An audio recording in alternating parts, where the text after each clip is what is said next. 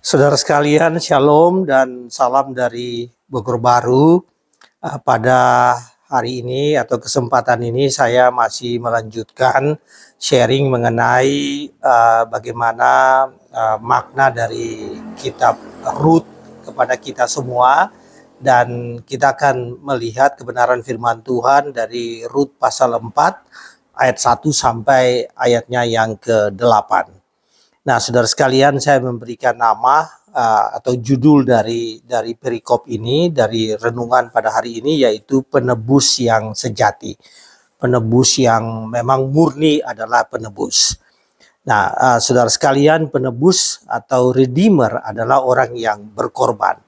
Dan kita perlu tahu bahwa setiap orang itu membutuhkan penebusan, dan karena itu dia harus mengenal siapakah itu penebus. Bapak Ibu sekalian, bagi seorang penebus yang sejati, penebus yang mau berkorban, maka pengorbanan itu merupakan sesuatu hal yang harus terjadi. Tidak boleh ada seseorang yang mengatakan bahwa dia adalah penebus, kemudian dia tidak mau berkorban. Jadi penebus biasanya harus diikuti dengan pengorbanan. Ya, itu latar belakang dari perikop ini yang saya sebutkan dengan penebus yang sejati. Sedikit konteks dari bacaan kita. Nanti kita akan baca dari Rut pasal 4 ayat 1 sampai ayatnya yang ke-8, yaitu bahwa Naomi dan Rut telah berada di Bethlehem. Lalu kemudian mereka membutuhkan, seperti renungan pada minggu yang lalu, yaitu mereka membutuhkan seorang penebus yang akan menjamin masa depan kehidupan mereka. Dan kita sudah melihat di sana bahwa mereka membutuhkan penebus, dan penebus itu adalah orang yang terdekat, yang disebut dengan sanak saudara dari Elimelek, atau kita sebut penebus yang disebut dengan kinsman redeemer, atau penebus dari orang-orang yang masih satu mempunyai hubungan saudara, ya, ikatan saudara atau hubungan saudara atau hubungan darah. Nah, saudara sekalian, kita akan masuk di dalam pasal 4 ayat 1 sampai 8, dan saya akan membaca perikop ini, kemudian kita akan memahami arti dari perikop ini. Rut pasal 4 ayat 1 sampai 8, dan demikian bunyinya. Boas telah pergi ke pintu gerbang dan duduk di sana. Kebetulan lewatlah penebus yang disebutkan Boas itu. Lalu berkatalah Boas, "Hai saudara, datanglah dahulu kemari, duduklah di sini." Maka datanglah ia lalu duduk. Kemudian dipilihnya 10 orang dari para tua-tua kota itu dan berkata, "Duduklah kamu di sini." Maka duduklah mereka, lalu berkatalah ia kepada penebus itu. Berkatalah Boas kepada penebus itu, "Tanah milik kepunyaan saudara kita Elimelek hendak dijual oleh Naomi yang telah pulang dari daerah Moab. Jadi pikirku baik juga hal itu kusampaikan kepadamu sebagai berikut. Belilah tanah itu di depan orang-orang yang duduk di sini dan di depan para tua-tua bangsa kita. Jika engkau mau menebusnya, tebuslah. Tetapi jika engkau tidak mau menebusnya, beritahukanlah kepadaku supaya aku tahu, sebab tidak ada orang yang dapat menebusnya kecuali engkau, dan sesudah engkau aku." Lalu berkatalah ia, "Aku akan menebusnya." Tetapi kata Boas, "Pada waktu engkau membeli tanah itu dari tangan Naomi, engkau memperoleh Rut juga, perempuan Moab, istri orang yang telah mati itu, untuk menegakkan nama orang itu di atas milik pusakanya." Lalu berkatalah penebus itu, "Jika demikian aku tidak dapat menebusnya, sebab aku akan merusakkan milik pusakaku sendiri. Aku mengharapkan engkau menebus apa yang seharusnya aku tebus, sebab aku tidak dapat menebusnya. Beginilah kebiasaan dahulu di Israel dalam hal menebus dan menukar. Setiap kali orang hendak menguatkan sesuatu perkara, maka yang seorang menanggalkan kasutnya sebelah dan memberikan kepada yang lain. Demikianlah caranya orang mensahkan perkara di Israel." Lalu penebus itu berkata kepada Boas, "Engkau saja yang membelinya dan ditanggalkannya lah kasutnya. Bapak Ibu Saudara sekalian, itu uraian tentang atau bacaan kita dari Rut pasal 4 ayat 1 sampai 8. Nah, ada dua hal yang bisa kita pelajari dari perikop ini. Yang pertama bahwa seseorang yang harusnya menebus Rut itu dan Naomi, dia tidak bisa melakukannya. Dan ternyata Alkitab kita mencatat bahwa dia adalah orang yang pertama yang harus menebus. Kemudian apabila dia tidak bisa menebus, maka itu diserahkan kepada Boas. Saudara sekalian, yang menarik dari bacaan kita tadi yaitu bahwa orang ini kita tidak tahu siapa namanya. Jadi saya bisa sebutkan penebus tanpa nama, ya, penebus tanpa nama, dan dia bukan, dari bacaan kita tadi pada akhirnya dia menyerahkan hak penebusan itu kepada Boas. Jadi penebus tanpa nama ini bukan penebus yang sesungguhnya, karena dia tidak mampu untuk menebus dan dia menyerahkan hak penebusan itu kepada Boas. Namanya tidak disebut, walau dia mau melakukan tanggung jawab secara parsial, jadi bukan tanggung jawab penuh. Yang dia inginkan yaitu hanya membeli tanah milik Elimelek, tapi dia tidak mau mengambil Rut sebagai istrinya, dan berarti dia akan menebus juga Rut dan Naomi. Dia tidak bisa melakukan hal itu. Nah, saudara-saudara sekalian, penulis Rut tidak menyebutkan. Jadi penulis kitab Rut ini, yang kita juga tidak tahu siapa yang menjadi penulis kitab Rut. Penulis kitab Rut juga tidak menyebutkan namanya. Namanya tidak disebutkan. Nah, saudaraku, saya ingin menyampaikan kepada Anda bahwa ada banyak orang yang namanya tidak disebutkan di dalam Alkitab. Dan ini perlu menjadi perhatian bagi kita, karena tidak harus semua nama itu muncul. Ada pasti penulis kitab Rut ini punya tujuan-tujuan tertentu, sehingga dia tidak mau atau dia tidak menuliskan siapakah nama penebus tersebut. Mungkin saja demi untuk menjaga rahasia dan privasi dari orang itu atau reputasi dari orang itu, sehingga penulis kitab Rut tidak menulis namanya. Yang pasti bahwa selain dia ada begitu banyak orang di dalam yang punya peranan penting di dalam Alkitab, ya, dalam cerita, di dalam kisah orang-orang Israel, dan kisah di dalam Perjanjian Baru, kisah Tuhan Yesus, yang namanya tidak disebutkan. Meskipun kita tahu siapakah identitasnya, tapi kita tidak tahu namanya sesungguhnya itu siapa. Kita tahu apa statusnya, tapi kita tidak tahu namanya.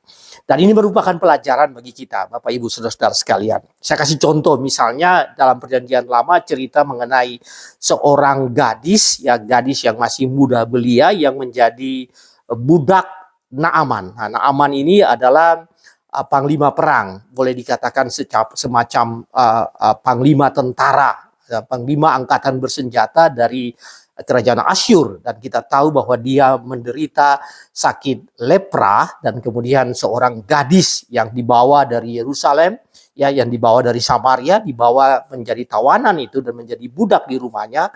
Dia menyampaikan kepada Naaman bahwa penyakit Naaman bisa disembuhkan kalau datang ke Nabi di Yerusalem. Jadi dia bersaksi tentang kuasa Allah melalui Nabi, kuasa Tuhan Allah melalui Nabi yang ada di Israel.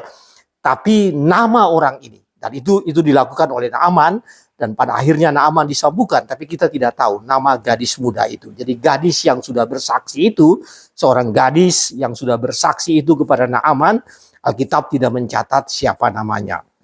Bapak Ibu, contoh lain yaitu perempuan Samaria. Perempuan Samaria yang bertemu dengan Yesus di sumur Yakub, ya, di kota Zikar. Nah, kita juga nggak tahu namanya siapa. Meskipun Yohanes yang mencatat ini dalam Yohanes 4. Yohanes pasti tahu ini siapa namanya, tapi namanya juga tidak disebutkan. Kita tahu bahwa dia sudah begitu terkenal, dia sudah 5 kali menikah, dan yang hidup dengan dia pada saat itu bukan suaminya. Namun demikian namanya tidak disebutkan siapa dia. Yang pasti bahwa akibat karena dia telah bertemu dengan Tuhan Yesus, kemudian dia kembali ke tengah-tengah masyarakat, ke kota Sikar, dan bahkan ke daerah Samaria secara keseluruhan. Dan dia menjadi saksi bagi Tuhan. Dan Alkitab mencatat bahwa dari pertemuan dia dengan Tuhan Yesus itu, banyak orang yang mengenal siapakah itu Yesus. Jadi namanya juga disebut. Ada cerita lain, saudara sekalian, siapakah pemilik rumah yang pemilik rumah yang menyediakan tempatnya bagi perjamuan Yesus, perjamuan the last supper, ya, perjamuan terakhir. Kita juga nggak tahu siapa, tapi itu merupakan tempat yang penting yang kemudian disiapkan, ya, diberikan oleh tuan rumahnya, dan kemudian Yesus menggunakan itu. Saudara sekalian, dalam konteks sekarang pun ada banyak orang yang bekerja tapi kita tidak tahu, ada banyak orang yang melayani tapi kita sebut berada di belakang layar dan namanya tidak munculkan. Saya baru saja mengikuti satu khotbah dari almarhum Billy Graham, ya. Dan saya tahu bahwa di balik khotbahnya itu ketika dia melakukan kebunan rohani, ada ratusan orang yang berdoa mendukung dia. Yang hadir di tempat itu, yang hadir di sekitar tempat kebunan rohani itu, ada ratusan orang. Tapi nama-nama mereka kita tidak tahu siapa. Bapak Ibu Saudara sekalian, ada juga seorang teolog yang mengatakan siapakah yang mengajar Martin Luther teologi, ya. Siapakah yang menjadi guru Martin Luther sehingga dia bisa tampil sebagai tokoh reformasi. Dan pada akhirnya dia menerjemahkan Alkitab dari bahasa Latin ke bahasa Jerman. Itu adalah siapakah guru sesungguhnya, siapakah yang mempengaruhi, yang memperkenalkan Yesus kepadanya, kita juga tidak tahu. Jadi Bapak Ibu Saudara sekalian, ada banyak contoh bahwa ada orang bekerja di balik layar, ada orang yang dipakai sebagai sarana untuk memuliakan nama Tuhan, untuk menyampaikan firman Tuhan, untuk kemuliaan, untuk pemberitaan kerajaan Allah. Tetapi nama mereka tidak disebut. Dan hari ini kita melihat bahwa dari kisah Rut ini ada penebus yang namanya tidak disebut, yang memang tidak sampai pada tahap penebusan, tetapi dengan dia menyerahkan haknya kepada Boas, maka hal-hal yang besar itu terjadi. Dia tidak muncul, dia namanya tidak disebut, tapi kemudian dia menyerahkan haknya kepada Boas. Dan proses penebusan Rut dan Naomi bisa dilakukan oleh Boas. Dan kemudian hal-hal yang besar terjadi. Saudara, saya ingin sampaikan kepada Anda bahwa Rut adalah nenek buyutnya dari Daud. Dan kemudian Rut dalam keturunan di dalam Matius pasal 1 kita bisa melihat bahwa nama Rut tercatat di dalam genealogi tentang Tuhan Yesus. Jadi Rut ini, jadi apa yang terjadi di Bethlehem pada saat itu dengan ada dialihkannya hak dari orang tersebut, orang yang namanya tidak diketahui, kepada Boas, ini merupakan sesuatu yang merupakan milestone, merupakan hal penting di dalam sejarah dunia ini, secara keselamatan, sejarah penyampaian kerajaan Allah kepada dunia ini.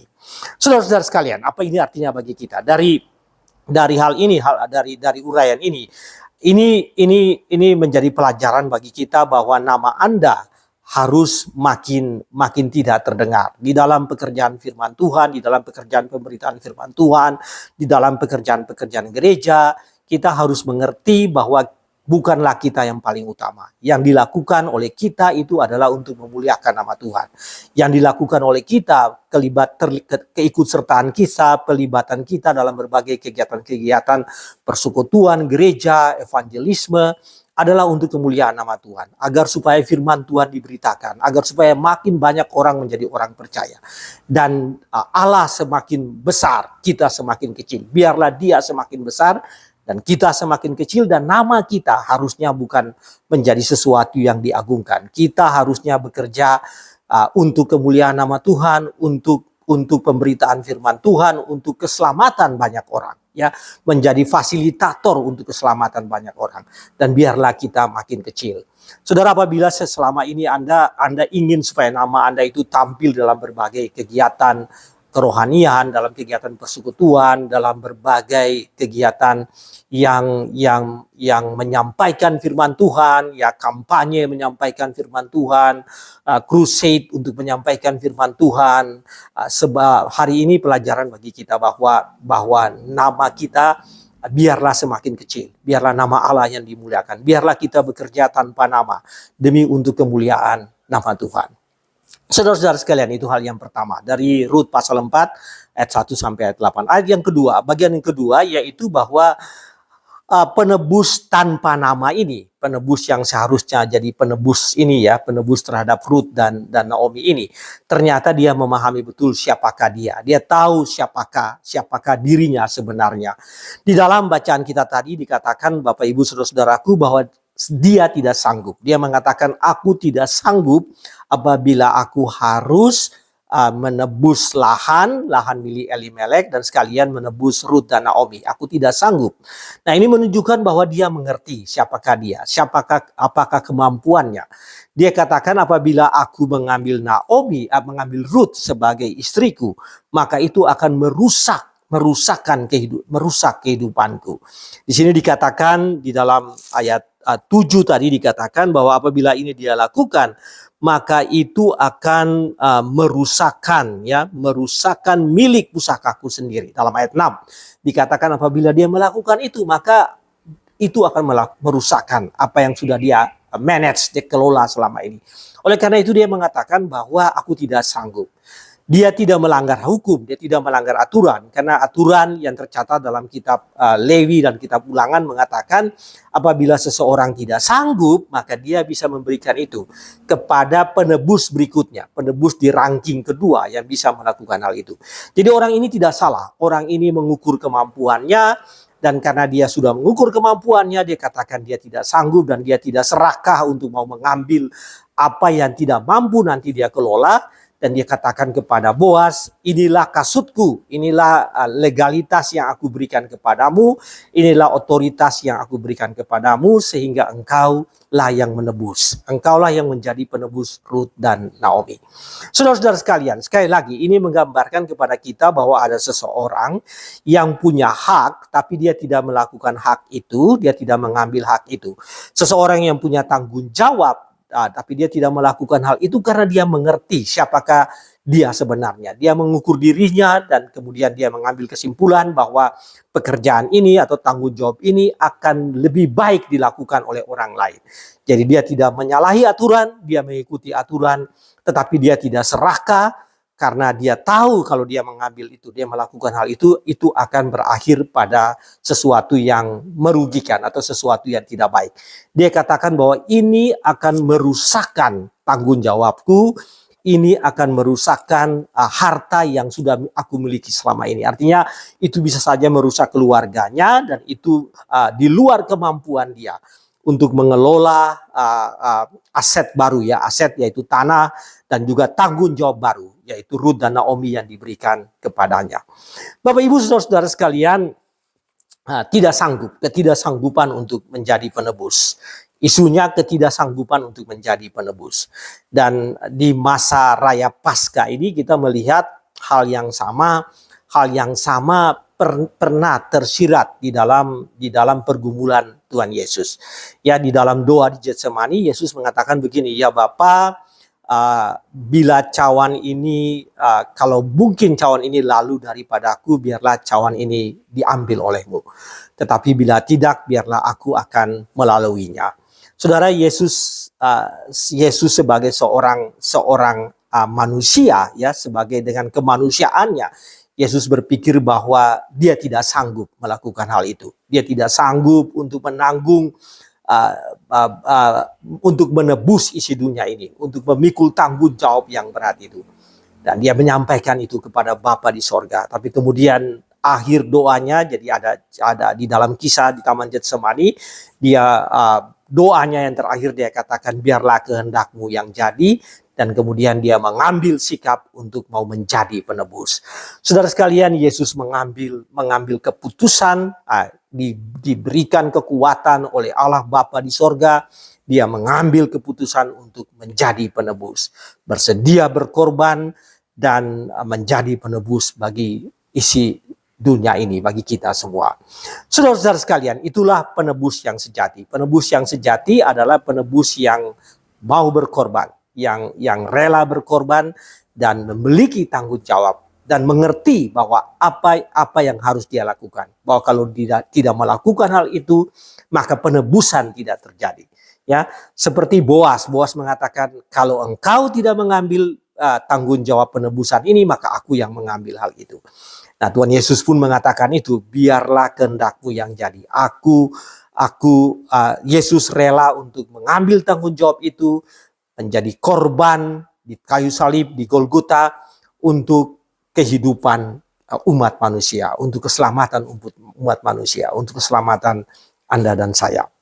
Saudara-saudara sekalian, hal yang kedua ini, jadi poin yang kedua ini memberikan pelajaran kepada kita siapakah itu penebus yang sejati. Penebus yang sejati itu adalah penebus yang memberikan hidupnya, dan Yesus memberikan hidupnya. Bukan bahkan penebus yang sejati, satu-satunya penebus dosa umat manusia, ya, dan menyelamatkan kita sebagai orang-orang yang percaya. Saudaraku, mungkin Anda berada dalam posisi di mana Anda mengajar, Anda punya waktu, Anda punya properti, Anda punya harta benda yang menuntut Anda untuk berkorban, untuk Anda untuk berkorban, untuk pekerjaan penginjilan dan pekerjaan penyampaian kabar baik di dunia ini. Untuk persekutuan, untuk Anda harus mengorbankan waktu, Anda harus mengorbankan apa yang Anda miliki untuk persekutuan, ya, untuk gereja di dunia ini. Nah, saya ingin sampaikan kepada Anda bahwa hal itu harus dilakukan dengan satu motivasi yang sungguh-sungguh. Motivasi yang sungguh-sungguh bahwa pengorbanan itu dilakukan demi untuk hal-hal yang lebih besar, hal-hal yang lebih abadi, hal-hal yang tidak terbatas pada secara temporal pada waktu ini, dan secara ruang pada zaman ini saja, dan secara ruang pada tempat ini saja. Nah, itu yang dilakukan oleh Boas, Bapak Ibu Saudara sekalian. Dia mengambil keputusan untuk menebus Ruth dan Naomi karena dia tahu dia punya tanggung jawab, dan tanggung jawab itu bukan terbatas pada saat itu saja, tapi memiliki dimensi yang lebih panjang, lebih lama. Dan kemudian bukan hanya menyangkut lahan yang dibelinya, yang ditebusnya, tapi juga menyangkut kehidupan Ruth dan Naomi. Nah, saudara sekalian, ini menjadi pelajaran bagi Anda, ya, bahwa apa yang Anda berkorban saat ini, apa yang Anda lakukan saat ini adalah suatu keputusan pada saat ini, tapi mempunyai yang disebut dengan dampak yang panjang. Bahkan bukan dampak yang panjang, tapi dampak yang abadi. Apa yang disebut dengan long lasting impact. Apa yang saudara lakukan saat ini ketika Anda bergereja, ketika Anda ada dalam persekutuan, ketika Anda melayani dalam persekutuan, dan Anda harus berkorban secara waktu, berkorban secara tenaga, berkorban secara material, mungkin perasaan, emosi Anda yang semuanya Anda harus korbankan itu mempunyai apa yang disebut dengan long lasting impact. Dampak yang sangat jangka panjang atau dampak yang abadi. Yaitu apa? Yaitu dibangunnya kerajaan Allah di dunia ini bagi keselamatan umat manusia, dan itu mempunyai efek atau dampak kekekalan untuk selama-lamanya. Saudara sekalian, kita masing-masing dipanggil untuk menjadi dalam tanda petik penebus di tempat kita masing-masing. Mengapa? Karena kita sudah lebih dahulu ditebus. Jadi akibat dari penebusan yang dilakukan oleh Bapa melalui Tuhan Yesus Kristus bagi kita masing-masing, maka kita ini adalah orang-orang yang sudah ditebus. Dan karena sudah ditebus, orang-orang yang sudah diberikan hak untuk kembali memiliki hak yang dulunya hilang sebagai orang-orang yang diselamatkan, maka kita masing-masing mempunyai tanggung jawab yang sama untuk menjadi penebus di tempat kita masing-masing, di persekutuan kita. Apa yang kita korbankan, penebus berarti apa yang kita korbankan, apa yang kita sisihkan bagi pekerjaan Tuhan, bagi gereja, bagi persekutuan, bagi pelayanan, ya, bagi intensitas pelayanan dan ekstensivitas pelayanan gereja di tengah-tengah dunia ini. Saudara sekalian, sebagai take away, Anda bukan penebus, ya. Dalam penebus dalam arti seperti yang tadi saya gambarkan tentang bagaimana Tuhan Yesus Kristus mau menjadi penebus utama dari kita, dari kehidupan kita ini, penebus jiwa dan kehidupan kita. Anda bukan penebus, Anda bukan penyelamat, tetapi Anda membuka jalan dan dalam skop yang lebih sederhana, yang lebih kecil, Anda berkorban untuk memberi hidupmu untuk orang lain, mengenal penebus yang sejati. Jadi apa yang Anda lakukan saat ini di tempat Anda masing-masing, di persekutuan Anda, di gereja Anda, adalah pengorbanan, ya, pengorbanan yang Anda lakukan, apa yang disebutkan redemption, penebusan dalam skala kecil yang Anda lakukan, yang memberi jalan bagi orang lain untuk mengenal penebus yang sejati, memberi jalan bagi orang lain untuk mengenal penebus yang sejati. Hiduplah demikian rupa, hiduplah sedemikian rupa dengan berkorban, dengan memberikan hidup Anda agar melalui hidup Anda, pelayanan, fasilitasi yang Anda lakukan sebagai fasilitator sehingga orang lain mengenal penebus yang sejati. Tuhan berkati saudara sekalian. Amin.